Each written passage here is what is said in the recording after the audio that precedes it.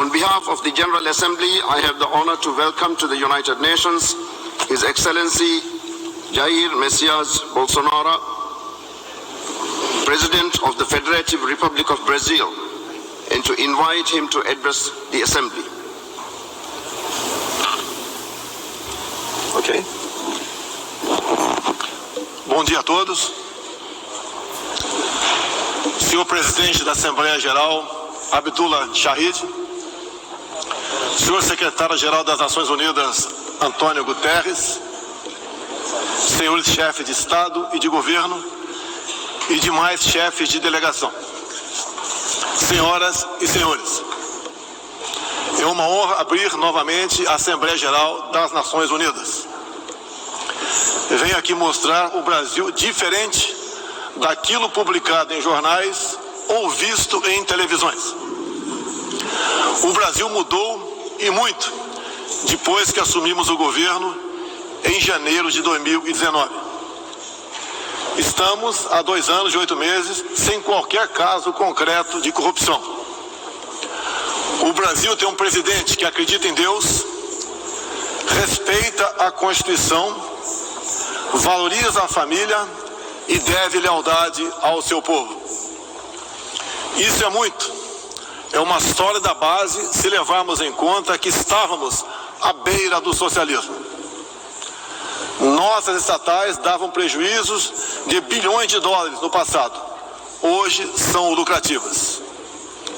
Nosso Banco de Desenvolvimento era usado para financiar obras em países comunistas, sem garantias. Quem honrava esses compromissos era o próprio povo brasileiro. Tudo isso mudou. Apresento agora um novo Brasil, com sua credibilidade já recuperada diante do mundo. O Brasil possui o maior programa de parceria de investimentos com a iniciativa privada de sua história. Programa que já é uma realidade e está em franca execução.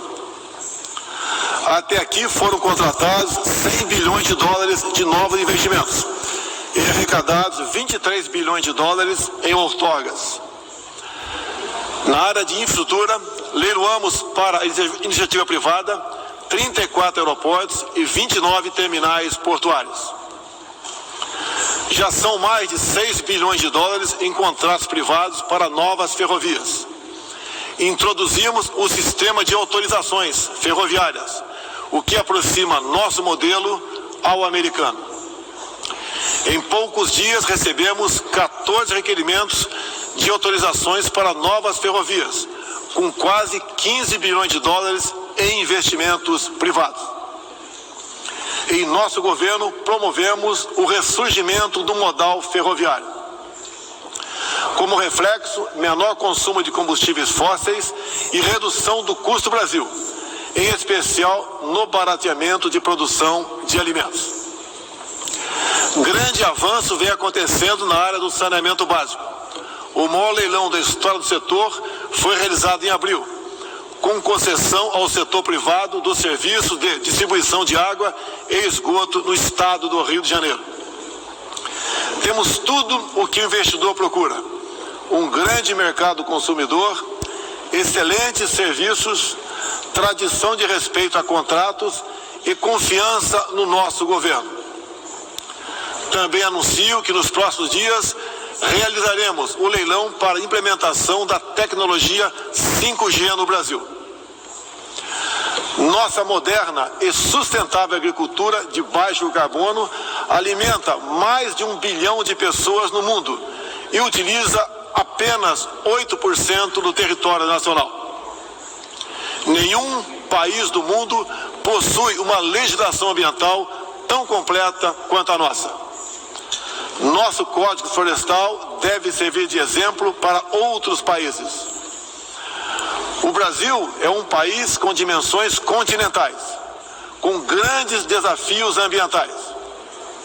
São 8,5 milhões de quilômetros quadrados, dos quais 66%, 2/3, são vegetação nativa, a mesma desde o seu descobrimento em 1500. Somente no bioma amazônico, 84% 94% da floresta está intacta, abrigando a maior biodiversidade do planeta. Lembro que a região amazônica equivale à área de toda a Europa Ocidental. Antecipamos de 2060 para 2050 o objetivo de alcançar a neutralidade climática.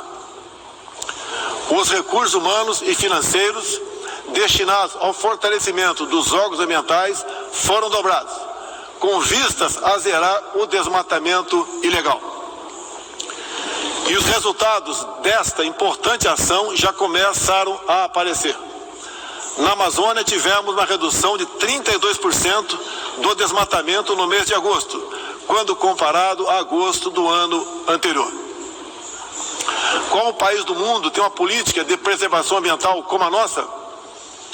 Os senhores estão convidados a visitar a nossa Amazônia.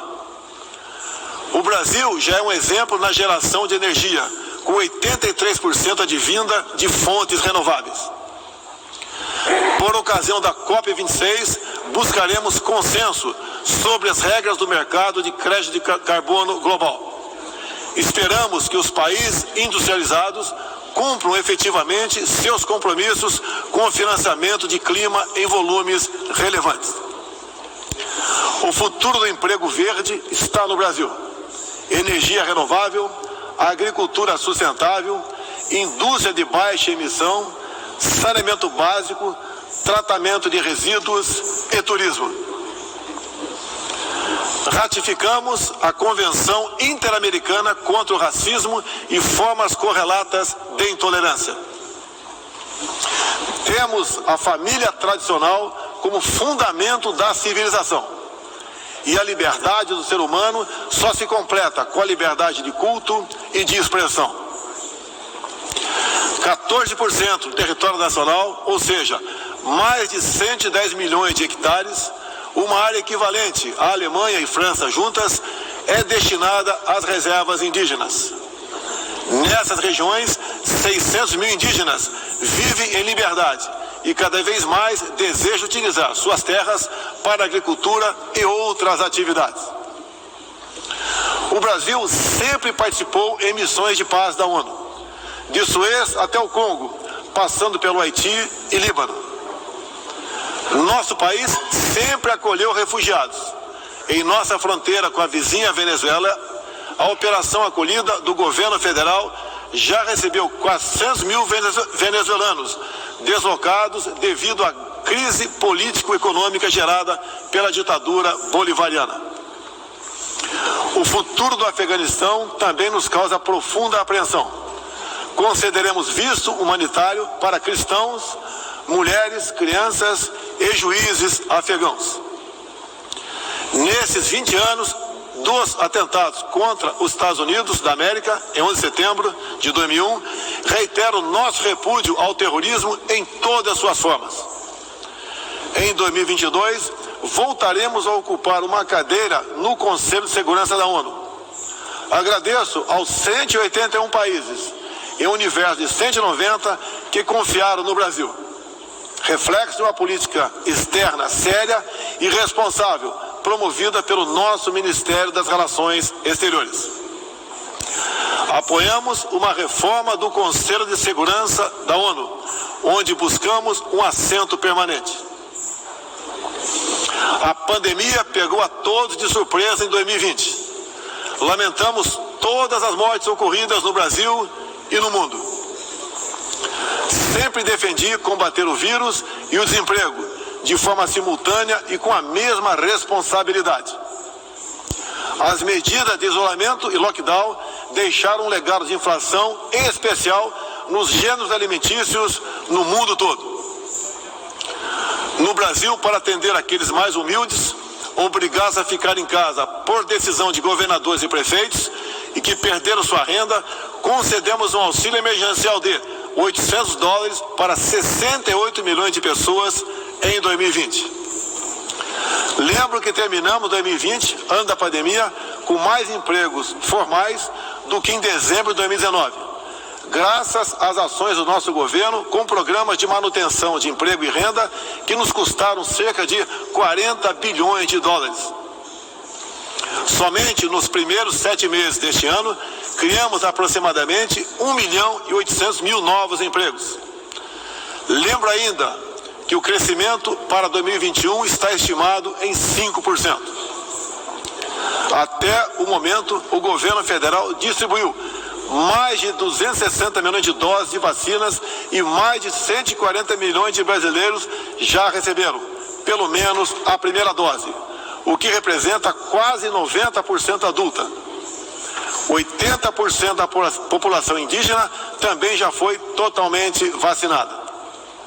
Até novembro, todos que escolheram ser vacinados no Brasil serão atendidos. Apoiamos a vacinação. Contudo, o nosso governo tem se posicionado contrário ao passaporte sanitário ou a qualquer obrigação relacionada à vacina. Desde o início da pandemia, apoiamos a autonomia do médico na busca do tratamento precoce, seguindo recomendação do nosso Conselho Federal de Medicina. Eu mesmo fui um desses que fez tratamento inicial. Respeitamos a relação médico-paciente na decisão da medicação a ser utilizada e no seu uso off-label. Não entendemos porque muitos países, juntamente com grande parte da mídia, se colocaram contra o tratamento inicial.